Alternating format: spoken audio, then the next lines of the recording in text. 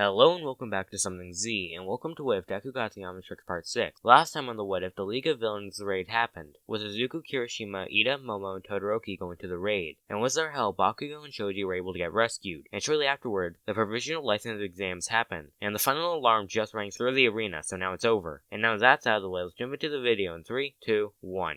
So now it's a couple of minutes since where we last left off, and when Izuku was done changing, he went back to the arena. And when he got to the center, he saw a giant board next to the main examiner, who is now on a stage. And when everyone got to the center, the main examiner showed the names of the examinees that passed, with Izuku passing, while Todoroki and Bakugo failed, because of their actions during the second part of the exams. Then all of the examinees that failed were told that even though they failed, they will be given a shot to take it again after taking an extra class. And shortly after the names were revealed, the people that passed went to go get their pictures taken. And a couple of hours later, Class 1A make it back to the dorm, and the fight between Bakugo and Izuku doesn't happen, since Izuku doesn't have one for all, and Bakugo is used to Izuku being strong. So now we skip to when the first day of the school year begins, and on the first day, Class 1A goes to a ceremony, and there, Class 1A learns about the hero work studies. So now we skip a couple of days, and when class starts, 3 older students walk into Class 1A, and they try to explain the hero work studies, but after 3 tries, the person with yellow hair tells them to meet him in the gymnasium, which at first they ask why, but they only get told that the only way for them to understand is for them to fight him. So now we skip to when Class 1A gets to Gym Gamma, and like the canon, Todoroki stood out since he failed, but Bakugo wanted to test the person's strength, so he decided to fight. And when the fight began, the melee fires rain at Mirio, with Izuku slamming his hand on Snero. And when the flash of light was gone, Izuku was up Chuck instead. But even with this, Izuku still ran at Mirio. But before the melee fires were able to get to him, Mirio sunk into the ground. And seeing this, everyone began to look around, and after less than a minute, Mirio popped out of the ground in front of Jiro. And before she could react, he hit her in the gut, knocking her to the ground. Then Mirio began to attack the long-range fighters, and he was able to knock them all out before the melee fighters were even able to get to the other side of the gym. Then Mirio began to attack the melee fighters, and eventually it's only Izuku and Bakugo. And seeing this, Izuku told Bakugo to hit the ground as an explosion. And when he does, it creates a smoke screen. But not only that, it made tiny rocks from the destroyed ground. So Izuku ate them, and he began to fire explosive loogies at Mirio. But again, like all the other attempts, he was able to pass through them. And when Izuku was out of materials, he told Bakugo to try again. But while he was saying this, Bakugo was currently firing explosions to make himself fly around Mirio. But whenever he tried to attack Mirio, he would fade as well. But before Bakugo could fire an explosion at the ground, Mirio punched Bakugo in the gut as hard as he could, which made Bakugo fall to the ground.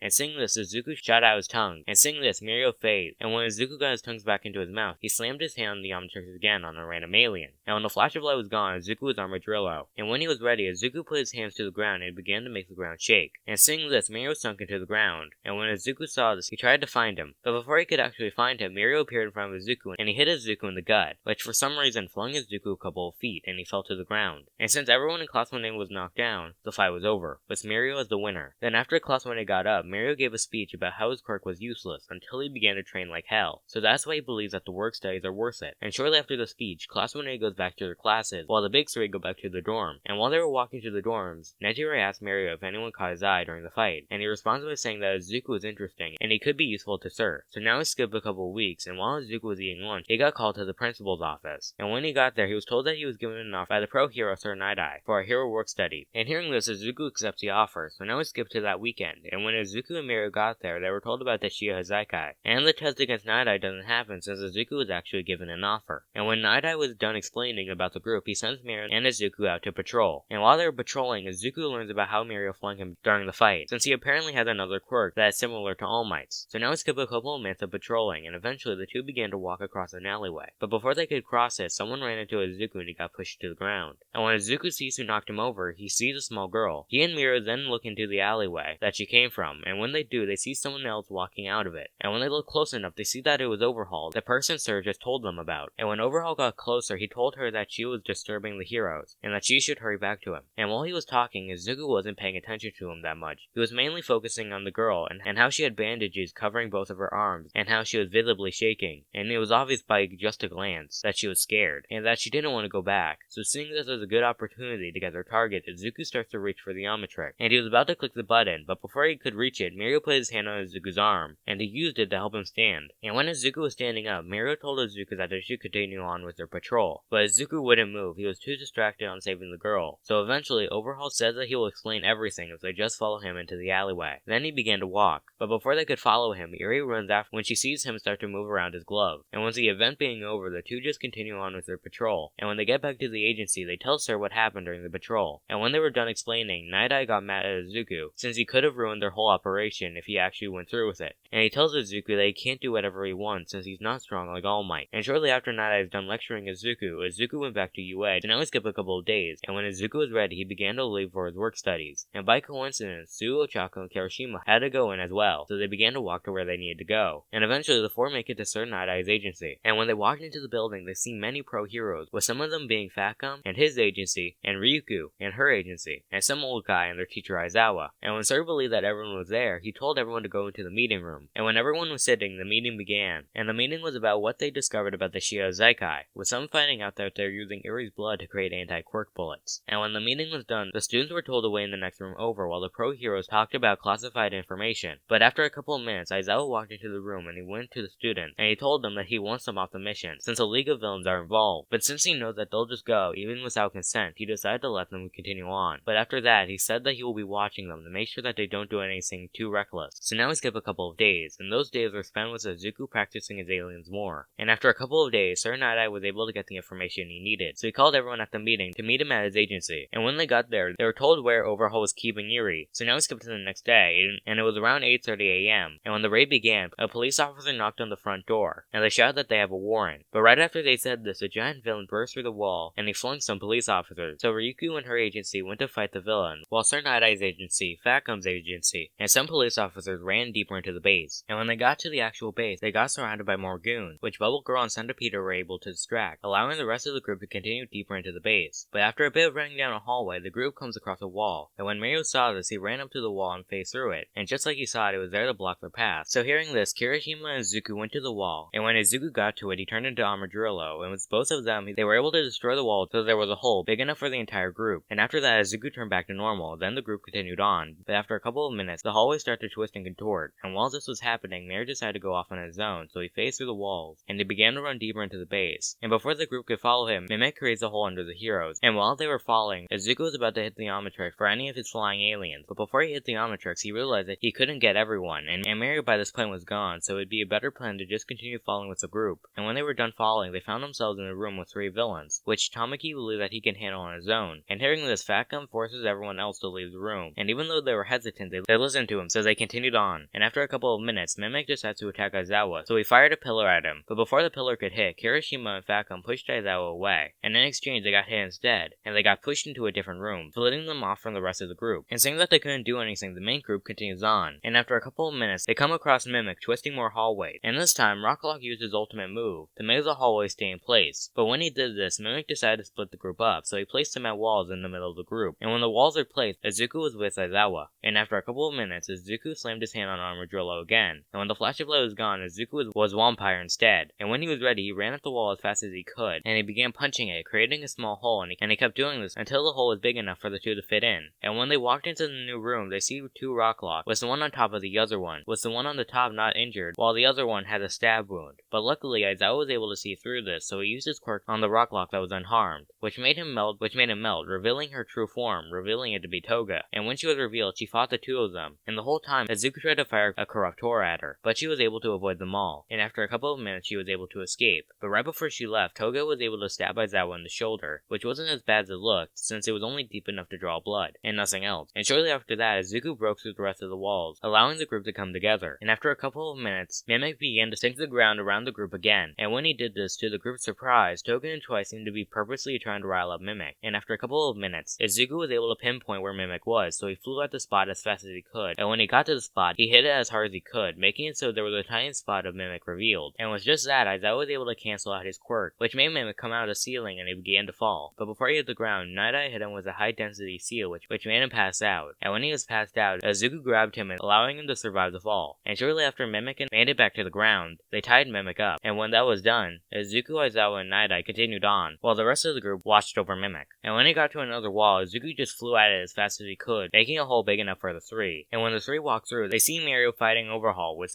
him already fused with his henchmen. And on the ground there was an anti-quirk bullet, and far away there was Eri, who was wrapped around Mario's cape. And seeing what was going on, Night-Eye tells Izuku to help Mario, while he and Eraser get Eri to safety. And hearing this, Izuku nodded, And right before he got to the two, he tried to transform into Gutrod, and when the flash of light was gone, Izuku was Gutrod, and he continued to run until he got to the two. And when he got there, he told Mirio to cover his mouth and nose, and hearing this, he nodded, and he faced his lower face so he could still see. And when Mirio put his thumb up, Izuku began to spew out a powerful sleeping gas. And while he was doing this, Mirio kept on fighting Overhaul, and eventually, after around 20 seconds, the sleeping gas started to affect Overhaul, so he started to get sluggish. And using this, Mirio fought even harder, and after a minute, Overhaul was exhausted from fighting, and he gave in to the sleeping gas. And seeing him start to lose consciousness, Izuku absorbed the gas as fast as he could, and when it was mostly gone, Izuku told Mirio that it was gone, and after a couple more punches, Overhaul was officially defeated. And after that, Izuku turned into Fast Track, and he told the group he was with that Overhaul was knocked out, and since Narada wasn't really in the fight, he is still alive, and the mission was considered not a failure since less damage had happened around the area, since he was either contained either on the streets or in the actual base. So now we skip a couple of hours, and all the people that were injured were taken to the hospital, and on the way to the police station, the same things happened, so Overhaul gets his hands cut off, and Shigaraki now has some anti-quirk bullets. So now we skip around a week, and when it was time for class, Aizawa announced that they will have to decide what to do for the UA school festival, and after some time they came up with an idea, which was a dance, with Jiro the one taking care of the music. And the next day, Izuku and Mirio went to visit Iri in the hospital, since they didn't know where to put her, since she didn't seem to have any other relatives besides Overhaul, and they didn't trust her enough to put her in an orphanage. And when they got there, they asked how she was doing, and it was obvious that she was still upset. So Izuku and Mirio asked if they could bring her to the festival, and they were given the okay as long as someone was there to watch her. And after they were given the okay, the two leave the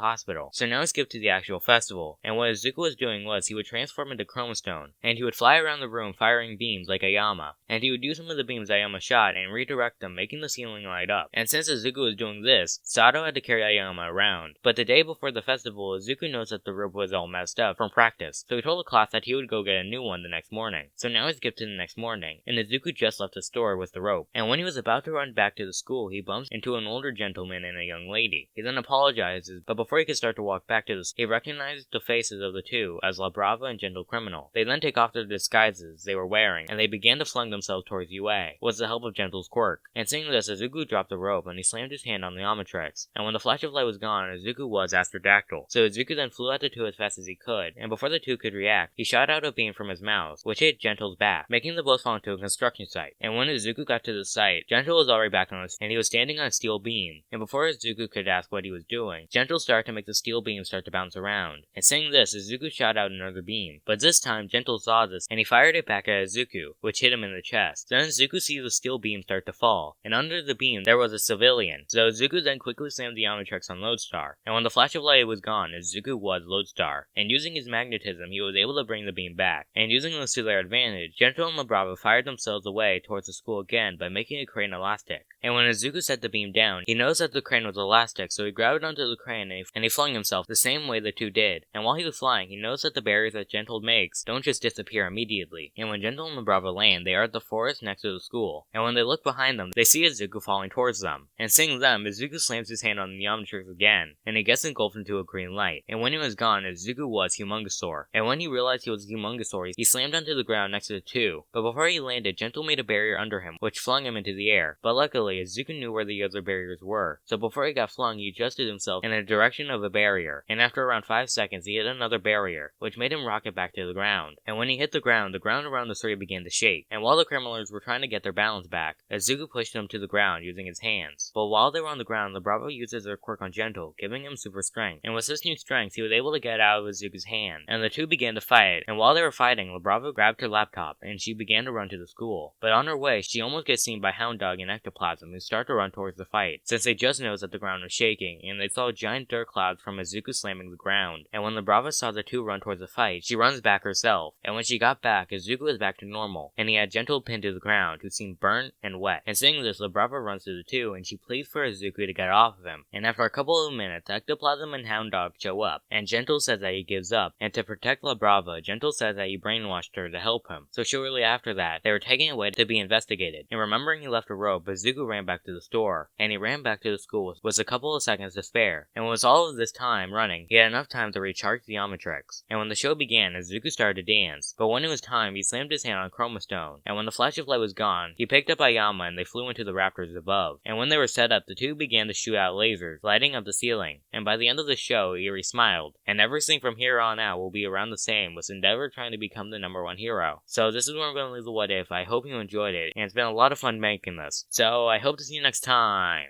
on Something Z.